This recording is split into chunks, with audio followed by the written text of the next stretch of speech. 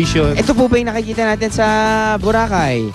Sa mga iba't ibang klaseng resorts? Oo. Oo. Ito, meron kami niyan sa Boracay. Okay, sige. Punta naman natin yung tawag nilang buggy. Ito sinakyan ko to, sir, noong pumunta ako sa Legazpi kasi meron sila doon parang tourist destination din. Nagamit-gamit ang buggy or ATV papunta doon sa Mayon. Yun. Alam mo, wala akong naramdamang lubak. Yeah. Bakit po ba?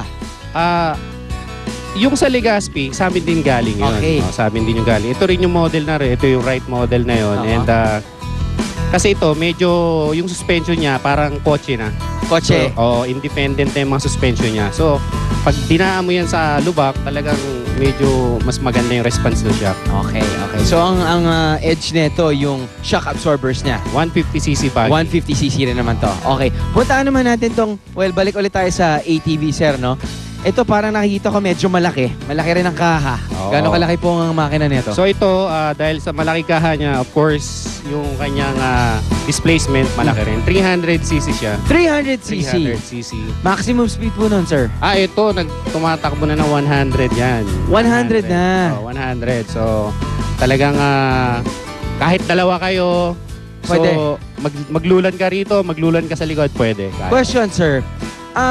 Ano pong ginagamit yung gasolina dito? Diesel o gasolina? Gasoline, unleaded. Unleaded din. Unleaded, very much. Pwede ba malaman kung magkano to? Hindi. Pwede yata pag-usapan. Sige. Sabihin na natin, usually, nire-rentahan to. Pwedeng i-rentahan. By rental, kasi most of our clients sa rental, hindi sila gumagamit ng mga high displacement kasi unang-una, medyo expensive to. Correct. Ginagamit nila to for personal use, pang guide. Pang guide na lang. Like in Legazpi, meron siyang 4x4 yung may-ari, pang guide niya lang. Yun nga, kaya medyo dumadami na po yung mga ATV enthusiasts na hindi lang just for their subdivision or for their resorts, pero parang personal use na rin, no? Personal use. Okay, thank you so much, sir. Salamat. Pag-usapan ulit natin mamaya naman mga do's and don'ts or yung mga protective gear. At, yes? Why? Ba't parang medyo competitive yung stare mo sa akin, bro? Gusto mo mag-racing? Ato ba, sign language ba ito, bro? Sige, sa amin pagbabalik. Magre-racing kami ni Pekto dito sa SM Mall of H Ground. Siya gamit ang buggy, ako gamit ang 260cc, 300. Sige, malaman natin yan. Alright! Good morning today.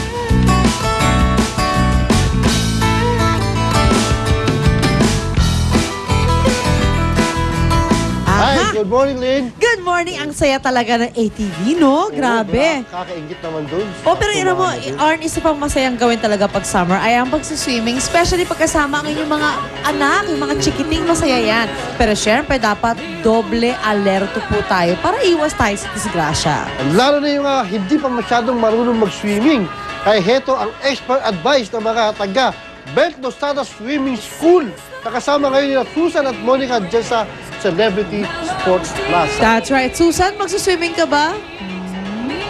Hi! Siyempre, wish ko lang makapag-swimming ngayon. Umaga ito, enjoy na yung mga kasama natin mga kids dito. Correct. Mga may edad na rin. Ayan. At nako, speaking of mga kids, kasama na natin ngayon ang Panday Kid na si Buboy at syempre si Bea ng first time. Ayan. Ito si Bea, Mami Susan kanina, nagtampisaw-tampisaw na to sa tubig At pinakitaan tayo ng mga techniques, mga swimming techniques niya. At talagang magaling pala itong lumangoy. Oo, may-ari na swimming pool yan So nakita mo na siya nag-swimming kanina. Oo, talaga. Bible swimming, tinatawag na sa swimming. Ano kaya ng mga kids na to?